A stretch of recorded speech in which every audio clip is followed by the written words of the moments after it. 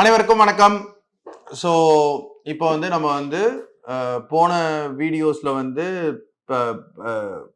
உறுப்பினர் ஆவதற்கு தகுதி என்ன, தகுதி நீக்கம் என்ன, 10th ஷெட்யூல் முக்கியமா தனியா ஒரு வீடியோ பண்ணியிருக்கேன் அதுக்கு. ஏன்னா அது ரொம்ப இம்பார்ட்டன்ட் இப்போ கரண்ட் சினாரியோல. அதை பத்தி நிறைய பிரச்சனைகள் மகாராஷ்டிராவில் நடக்குது, மற்ற ஊர்ல நடக்குதுன்னும் பொழுது அதை பற்றி கேள்விகள் வருவதற்கான சாத்தியக்கூறு உண்டு. அது எப்பயுமே ஒரு இம்பார்ட்டன்டான ஏரியா. அதனால அதுக்கு ஒரு தனி வீடியோ பண்ணியிருந்தேன் 10th schedule.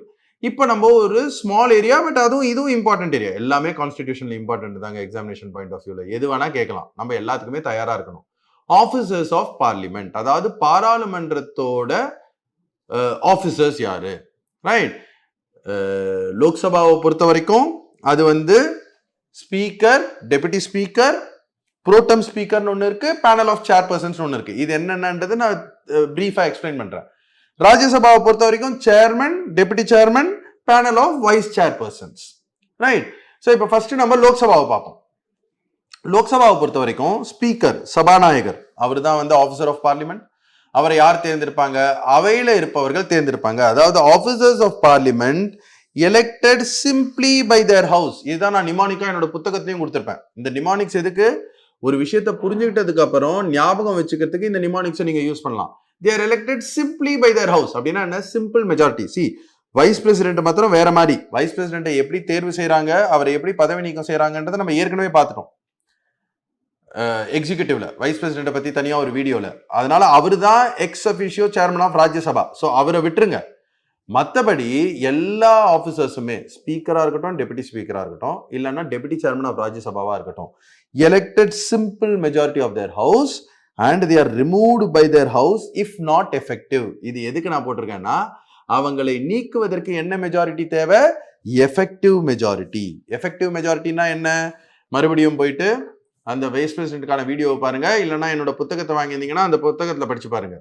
Effective majority is total membership less vacancies. அதாவது மொத்த உறுப்பினர்கள் மைனஸ் காலியாக உள்ள இடங்கள். ஆப்சென்ட் கிடையாது, காலி இடங்கள் என்னவோ.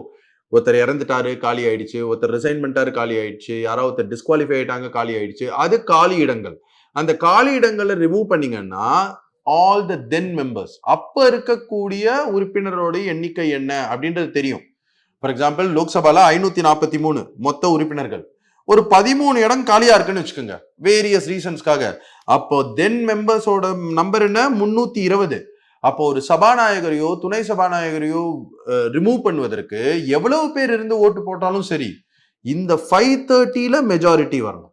அதாவது 216 பேரு மினிமம் ஓட்டு போடணும். அதுதான் majority of all the then members of the house. அதை நம்ம எஃபெக்டிவ் மெஜாரிட்டி அப்படின்ட்டு என்னோட புத்தகத்தை நான் கொடுத்துருப்பேன். அதனால தான் அந்த வார்த்தையை நான் இங்க யூஸ் பண்றேன். ஸோ எப்படி தேர்ந்தெடுக்கப்படுகிறார்கள் இவங்கெல்லாம்? சிம்பிள் மெஜாரிட்டி மூலமாக. அந்தந்த அவையில வைஸ் பிரசிடென்ட் தனி, அது விட்டுருங்க, அவர் தான் ex officio chairman of Rajya Sabha. But speaker, deputy chairman, லோக்சபால இருக்கிற simple majority for speaker, deputy speaker. ராஜ்யசபால இருக்கிற simple majority for deputy chairman. ஆனா அவர்களை நீக்குவதற்கு எஃபெக்டிவ் மெஜாரிட்டி, ரைட்? இதை தவிர புரோட்டம் ஸ்பீக்கர் அப்படின்ட்டு ஒருத்தர் இருக்காரு. புரோட்டம் ஸ்பீக்கர்ன்றது யாருன்னா தற்காலிக சபாநாயகர். ஒரு லோக்சபா எலெக்ஷன் முடிஞ்ச உடனேயும், இல்லைன்னா ஒரு சட்டசபை எலெக்ஷன் முடிஞ்ச உடனேயும் அந்த ஸ்பீக்கர் பழைய ஸ்பீக்கர் அந்த மீட்டிங் வரைக்கும் கண்டினியூ பண்ணுவாங்க. அதை நம்ம நெக்ஸ்ட் ஸ்லைட்ல பார்க்கலாம். ஆனா ஒரு புது சட்டசபையோ இல்லைன்னா ஒரு புது மக்களவையோ வரும்பொழுது, அமையும் பொழுது, அதுக்கு சபாநாயகர் கிடையாது. ஏன்னா சபாநாயகரை அவை தான் தேர்ந்தெடுக்கணும். ஆனா சபையை நடத்துவதற்கு ஒரு சபாநாயகர் தேவை. அப்ப என்ன பண்ணுவாங்கன்னா, மரபுப்படி ஏதாவது ஒரு சீனியர் மெம்பரை ஜனாதிபதி அமைச்சரவையினோட பரிந்துரையில பேர்ல புரோட்டம் ஸ்பீக்கரா அப்பாயிண்ட் பண்ணுவார். புரோட்டம் ஸ்பீக்கர்ன்றது நடைமுறையில் இருக்கிற வார்த்தை. அவர் அப்பாயிண்ட் பண்றது ஸ்பீக்கரா தான், ரைட்டுங்களா? அவர் ஸ்பீக்கரா அப்பாயிண்ட் பண்ணுவார் ஜனாதிபதி. அவர் எல்லா உறுப்பினர்களுக்கும் பதவி பிரமாணம் பண்ணி வைப்பாரு. அதற்கப்புறம் அவை சேர்ந்து தங்களுடைய சபாநாயகரை தேர்ந்தெடுக்கும். அதன் பேர் தான் புரோட்டம் ஸ்பீக்கர். சரி, இப்போ ஸ்பீக்கர், டெபுட்டி ஸ்பீக்கர் ரெண்டுமே வேக்கண்டா இருக்குன்னு வச்சுக்கோங்களேன், காலியா இருக்கு அப்படின்னா ஜனாதிபதி யாரு ஸ்பீக்கரா ப்ரிசைட் பண்ணோம் அப்படின்றவரை அப்பாயிண்ட் பண்ணுவாரு. பட் ரெண்டு பேருமே ஆப்சென்டா இருந்தாங்கன்னு வச்சுக்கோங்களேன், ஸ்பீக்கர் ஆப்சென்டா இருக்காருன்னா அவருக்கு உடம்பு சரியில்லாம இருக்கலாம், அவர் வெளியூர் போயிருக்கலாம், ரைட்? அவர் லீவ் எடுத்துருக்கலாம், ஏதாவது இருந்ததுன்னா அவர் ஆப்சென்ட் அன்னைக்கு அந்த டைம்ல அவையில இல்லாம இருக்கலாம். அப்படி இருக்கும்போது deputy speaker will preside over the meeting. Deputy ஸ்பீக்கரும் ஆப்சென்டா இருக்காருன்னு வச்சுக்கலாம். ரெண்டுமே காலி இடம்னா என்ன, அந்த பொசிஷன்லயே யாருமே இல்லைன்னு அர்த்தம். அப்படி இருந்ததுன்னா பிரசிடென்ட் வந்து நாமினேட் பண்ணுவார் ஒருத்தர் அமைச்சரவையின் பரிந்துரையின் பேர்ல. அப்படிதான் இந்த ப்ரோடம் ஸ்பீக்கரும் நாமினேட் பண்றது. ஏன்னா ஒரு அவை புதுசா துவங்கும் போது ஸ்பீக்கரும் காலி, டெபுட்டி ஸ்பீக்கரும் காலி. அப்ப யார் வந்து அந்த சபையை நடத்துவாங்க? ஸ்பீக்கரா? அதோட பொறுப்பை யார் வகிப்பாங்க? ஜனாதிபதி நியமிக்கிற ஒரு ஆளு. அதுதான் இந்த pro tem speaker. During the course of the லோக்சபாலையும் சப்போஸ் அந்த மாதிரி ஒரு நிலைமை ஏற்பட்டதுன்னா இரண்டு இடங்களும் காலியாக இருக்குமே ஆனில் பிரசிடென்ட் வந்து அப்பாயிண்ட் பண்ணுவாரு. ஆனா டே டு டே அஃபேர்ஸ்ல நிறைய வாட்டி ஆப்சென்டா இருப்பாங்க அவங்க. சப்போஸ் ஆப்சென்டா இருந்தாங்கன்னா பேனல் ஆஃப் சேர்பர்சன்ஸ், அதாவது ஒரு 10 உறுப்பினர்களை வந்து சேர்பர்சனா நியமிப்பாரு ஸ்பீக்கர். அவங்க எல்லா கட்சியில இருந்தும் இருப்பாங்க. அவங்களோட வேலை என்ன? சப்போஸ் சபாநாயகர், துணை சபாநாயகர் 2 பேருமே அவையில இல்லை அப்படின்னா, ஆப்சென்டா இருந்தாங்கன்னா இந்த 10 பேர்ல யாராவது ஒருத்தர் வந்து அந்த சபையை நடத்துவாங்க. இது அரசியல் அமைப்புல கொடுக்கல, பட் லோக்சபா ரூல்ஸ்ல கொடுத்துருக்கு. அதே மாதிரி ராஜ்யசபால 2 பேருமே ஆப்சென்டா இருந்தாங்கன்னா சேர்மனால நியமிக்கப்படுற 6 வைஸ் சேர்பர்சன்ஸ் அதுல யாரா ஒருத்தர் அவையா நடத்துவாரு. இதுவும் அரசியல் அமைப்புல கொடுக்கப்படல, ராஜ்யசபா ரூல்ஸ்ல கொடுக்கப்பட்டிருக்கு. ரைட்டுங்களா? சோ இதுதான் வந்து இந்த ஆபீசர்ஸ் ஆஃப் பார்லிமெண்ட்டை எப்படி நியமிக்கிறாங்க, அவங்களை எப்படி ரிமூவ் பண்ணலாம். அவங்க ஆப்சென்டா இருந்தாங்கன்னா என்னன்றது ஒண்ணு, அண்ட் ரிமூவ் பண்றது எஃபெக்டிவ் மெஜாரிட்டி. அதை நீங்க ஞாபகம் வச்சுக்கணும். இன்னும் கொஞ்சம் இம்பார்ட்டன்டான பாயிண்ட்ஸ் இந்த ஆஃபீசர்ஸ் ஆஃப் பார்லிமெண்ட்டுக்கு. அதாவது யாரு ரிமூவ் பண்ணுவாங்க? அவை ரிமூவ் பண்ணும். எப்படி ரிமூவ் பண்ணும்? எஃபெக்டிவ் மெஜாரிட்டி, அதாவது majority of all the then members ஓட்டு போட்டு ரிமூவ் பண்ணுவாங்க. வைஸ் பிரசிடென்ட்டை மாத்திரம் ஆனா ராஜ்யசபால அந்த மெஜாரிட்டியில ரிமூவ் பண்ணிட்டு லோக்சபால சிம்பிள் மெஜாரிட்டியில ரிமூவ் பண்ணும். அதை நம்ம ஏற்கனவே பார்த்துட்டோம். ஆனா ராஜ்யசபால அது ஓட்டு போடும் பொழுது துணை ஜனாதிபதி ஹூஸ் த சேர்மன் அவர் ஓட்டு போடலாமா? அவர் அதை ப்ரிசைட் பண்ண முடியாது. ரைட்டுங்களா?